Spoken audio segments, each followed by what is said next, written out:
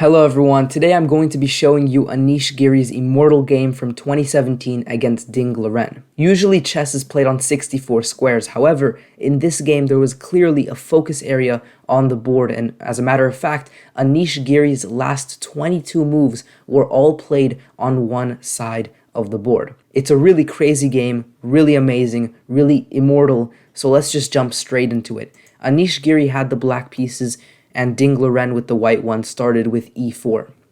Now, Ding Liren does not play e4 a lot. This was one of his only games starting with this move, and so instead of going to a very sharp tactical line, Anish Giri keeps it calm and instead plays a more positional variation. We find ourselves in the Italian, and you can see this after h3 here. Instead of going for the very sharp d5, which is totally fine, and it's a theoretical move, but then after the move rook e1, it's a very tactical position. You have to keep an eye on this pawn.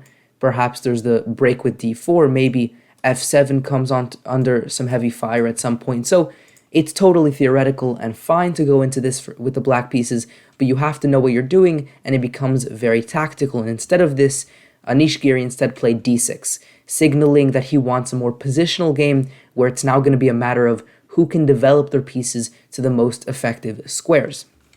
We have c3, and now a6, understanding that with c3, either b4 or d4, one of those moves are on the horizon, so a6, and then putting the bishop on a7 stops these moves from coming with an attack on the bishop, and therefore black can react a bit more flexibly to either one of those moves. We have now rook to e1, and now h6, stopping the bishop from developing to g5, and after knight to d2, the knight aims to develop via f1 to e3 or g3, where it's very powerful and controls some pretty nice light squares, and bishop to e6, offering a trade of the bishops. Now here white took. The idea is that if you instead immediately begin moving your knight, then perhaps the issue was the pawn structure being a little weak. Here, maybe there's even some nice tactics with knight takes e4. Perhaps this works where if you take with the pawn, you lose your bishop. If you take with the rook, there's this fork. And if you first take here, then perhaps knight takes f2, attacking the queen. There's some pressure over here. Maybe there's some tactics that work, but generally speaking, white wants to take here, so the knight no longer needs to defend the bishop. So white decided to take.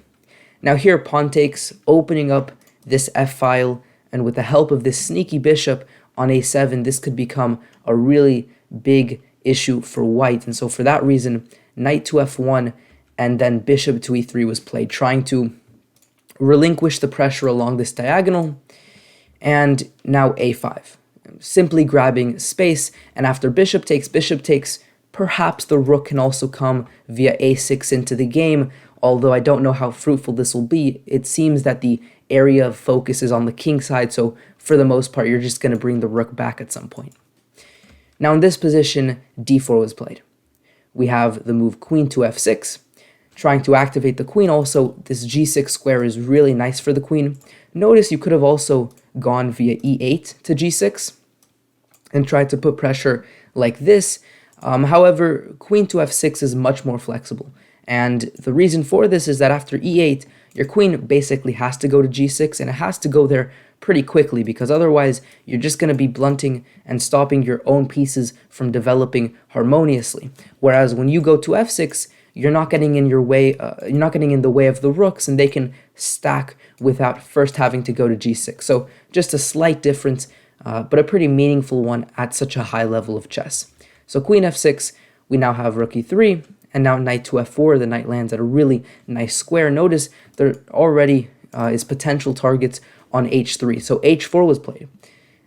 It seems a little weird, but again, the target on h3 was a little uncomfortable. You could have also gone king to h2 here to defend, which is more safe, more solid. Maybe this diagonal is a little weak, but there doesn't seem to be anything that black can do there because the knight is currently on this diagonal. And this would have been a more solid way to play. h4 is a little bit more adventurous. The pawn perhaps could be a weakness. If you later played g3, which is what happened, then there's going to be some light square weaknesses. It's just changing the nature of the position, not necessarily bad or good for either side. So queen to g6, we now have g3 and rook to a8. And this was a little instructive point. Ultimately, where are your rooks most likely going to end up? They're going to end up stacked on the f-file, probably one on f7, one on f8. So a lot of people would probably play rook to f7 here and then try to get the rook back. But much better is rook to a8 here. Rook a to a8, that is. And the reason for this is the rook is 100% going to go to a8. There's no other logical square. I mentioned a6, and the computer did show this move as a good choice here, but if I'm being honest, it's not that logical for a human to play this move. Clearly the action's on the king side, so you really want to regroup your pieces via a8. Whereas this rook doesn't necessarily need to be on f7. Maybe at some point it'll go to f6 because later it wants to go to g6. Maybe the position will open up, especially with this tension in the center, and you actually just want your rooks on the d file. And so for this reason, it's better to stay flexible and connect your rooks as opposed to really forcing them to come to this f file. So rook a to a8, small details here. Pawn takes, and now knight takes. Another interesting idea. You could take with the pawn, but the issue with this is you're comparing these two knights, because after knight takes, pawn takes, we have the same pawn structure. So it's really a matter of, do we want to trade these two knights while we're at it? And the truth is, absolutely. You can see this pawn here is totally dominating this knight. So if you take with this pawn, this knight doesn't have much of a future. And more than that, this knight is a really good and annoying defender. It's guarding over all of these critical squares. If it was gone, then f2 would become a weakness in the future. And so you definitely, if you have the opportunity, want to trade the knights, which is why Anish took with the knight. And after this trade, we're left in a very interesting strategical position. Black clearly has the initiative here, but at the same time, if the attack fizzles out and let's say that white manages to trade everything off, the end result is horrible for black. These pawn structure and pawn islands are really, really bad. And so black does have some urgency. They need to act, but they need to form some attack, because otherwise the endgame, they're going to be struggling to stay alive. And so for that reason, black played pretty aggressively here. And we can see this rook d8 attacking the queen, knight h5 attacking the pawn on g3. You have to play energetically here. You can't waste time. And immediately we have rook to f6. A very nice touch. You could try rook to f7 or rook to d7 and stack like this. I think a lot of people would think that is the right plan. And you do want to stack on the f-file, but you want your queen, first of all, also to be able to come in. So with rook to f6, the queen maybe also can put some pressure on f3, but more than that, the rook can also replace the queen on g6. Again, flexibility is key in these sort of positions because it keeps your options open and it means that you can attack from different avenues. So rook f6, rook d1, again, you don't want to trade, which explains the move rook d to f8, and now rook to d3.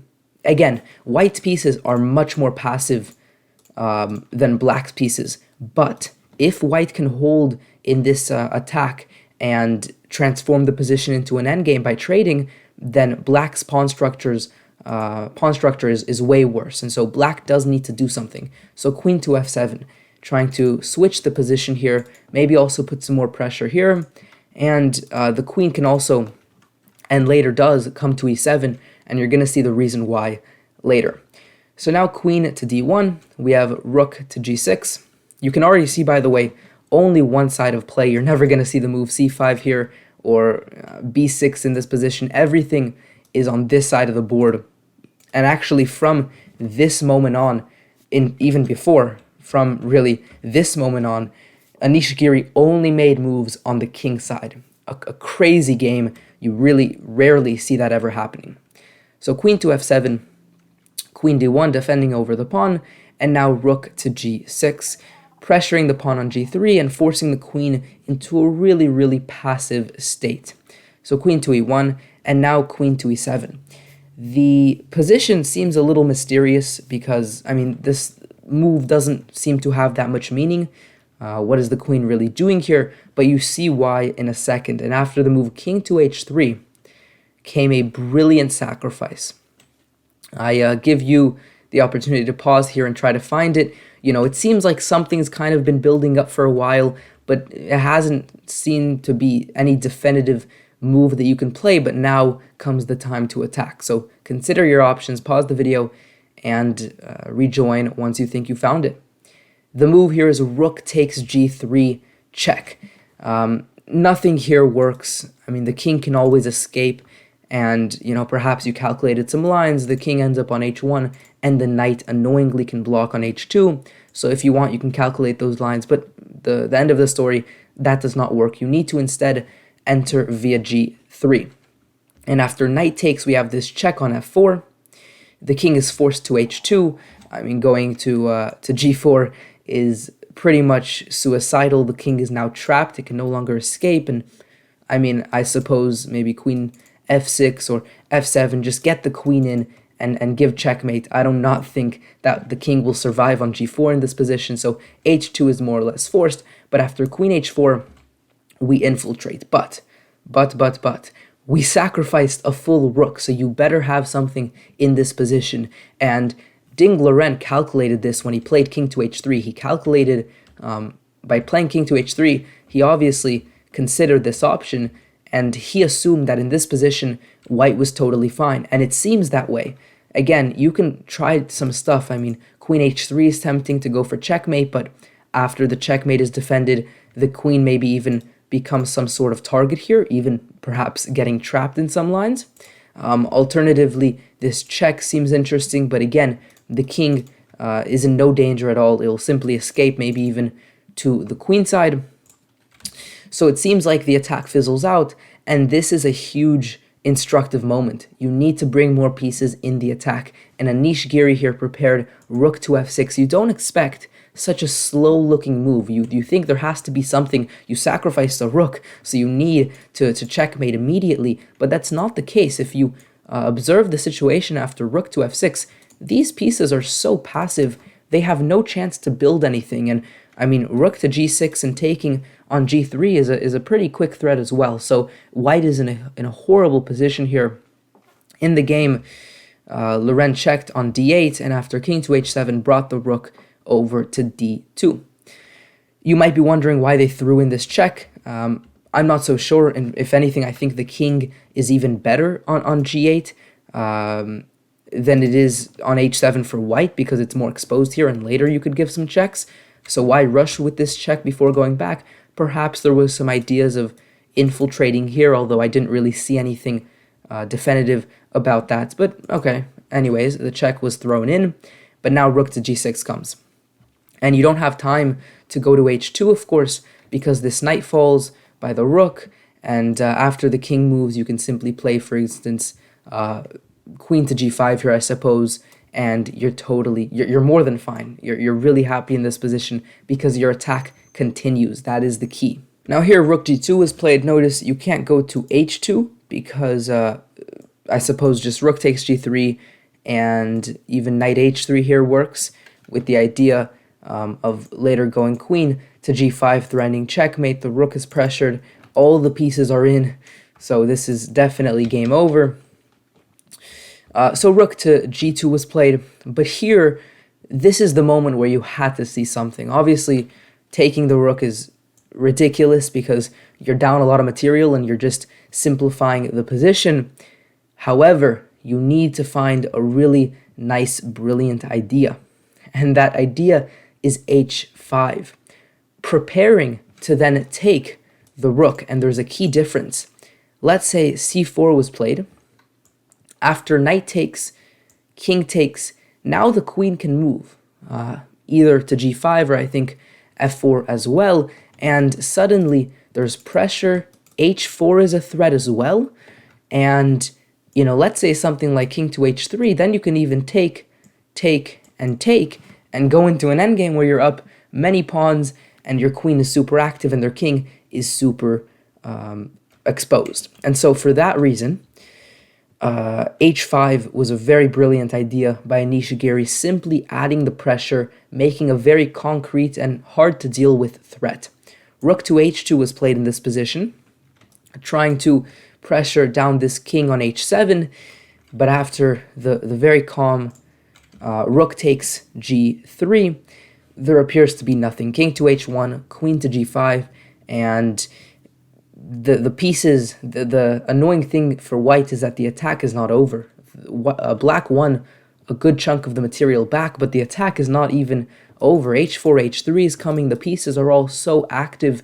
The rooks are misplaced. I mean, white's pieces are just not coordinating at all. And, well, there's a very brilliant end to this game, so let's just go ahead and go there. So h4, defending the rook, going actually for h3 as well, where now there's great control over g2. And in this position, after rook to d1, queen to h5 was played. And the rook tried to infiltrate via d7, but here queen takes f3 check, forcing the queens off. Now, rook takes f3 seemed much more natural for me. Perhaps even the engine preferred it, but queen takes f3 does the job, and it does it in a very spectacular manner. We'll look at it in a second, but rook takes f3 I think is much more natural and maybe just more simple because you're keeping the pressure. I mean, the king is not going to survive here. For instance, queen g1, now the knight comes into g2 with the main and pretty hard to stop threat of just ending white over on e1. And after rook takes c7, rook to e3, and let's say queen f2, you can go ahead and give this check, but even stronger is giving the check with the queen, and it's just resignable. Everything is falling apart. So I think keeping the queens on the board in such a position where the king is so unsafe and you have so many pieces in the attack is just a conceptually smart move, but Anish Giri calculated a beautiful idea. And it wasn't so much calculation, it was more just finding the right plan, and it was a very instructive idea. So rook to d2 was played here, and again, take some time and try to figure out how black makes progress here. Pause the video if necessary. So, I mean, you have great pieces in the attack. This knight is super powerful, and the king is super exposed, but with these three pieces, you can't do anything. I mean, none of these checks do anything. You need more pieces in the attack. This is the whole lesson from this game. Remember this move, rook f6, after we sacrificed on g3? Rook f6 got more pieces in the attack and continued the initiative for black. Same thing here, you need more pieces.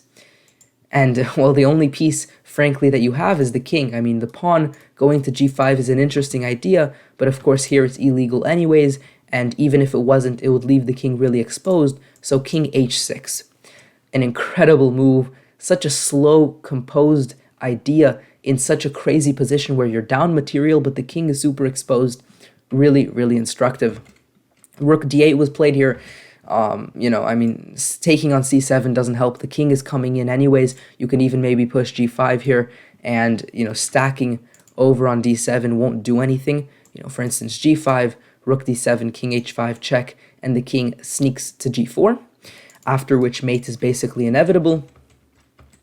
So rook d8 was tried, but after king h5 check, king g4, it's just game over. Now here, rook d1 was played. Rook d7 doesn't do anything, trying to attack from behind. A little too late here. You can continue, for instance, giving a few checks, getting the king exposed, and then ultimately g5, shutting any sort of counterplay. And after something like rook g7, you can play a very instructive idea here. I mean, king f3 basically wins by force. You're just getting your pieces even closer to the king with the huge threats of checkmate just coming and lurking around. But even more instructive, I think, is h2, tying down this other rook so it can't leave, and it really wants to leave and try to do some counterplay. So that would not have been fruitful, so instead white tries accessing via d1 and g1, but this doesn't work either because of a very beautiful final touch, knight e2. Here, Ding Liren resigned, seeing the inevitable. You know, going for g5 or something of this nature is a little bit riskier, allowing the king to infiltrate.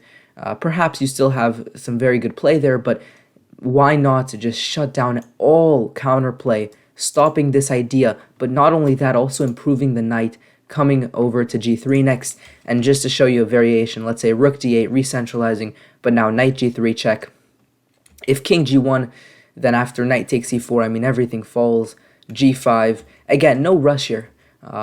h2, you're going to promote, and here you can give it, for example, g1. You're not going to end with some brilliant combination, but just a very nice composed ending, and you're winning the game. Now, alternatively, if they instead went, let's say, to h2, then you do have a nicer variation with checkmate in the end, but the final position is not one where there's going to be some spectacular, brilliant sacrifice that leads to checkmate. It's just a position where black's pieces are so much more active, this pawn is so close to promoting, and this king is so safe that black just has infinite moves to make something happen, and that is I think, really the amazing part of this game. It's not as forcing as some other games.